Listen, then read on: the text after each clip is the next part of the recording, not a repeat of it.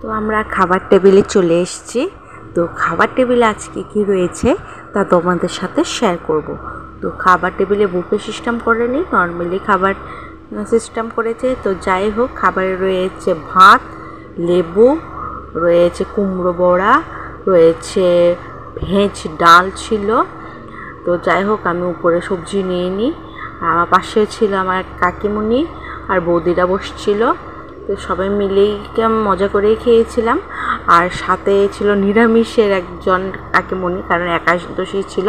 তার সাথে রয়েছে মাছ, তার সাথে মাংস রয়েছে, আর এখানে দিয়েছে মুড়ি ঘন্ট, আর স্যালাডও ছিল। তো স্যালাড আমি নিই রাতের বেলা বলে।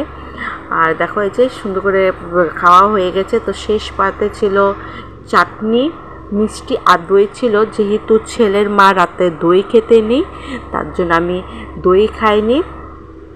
আর এই হলো আজকে খাবারের মেনু।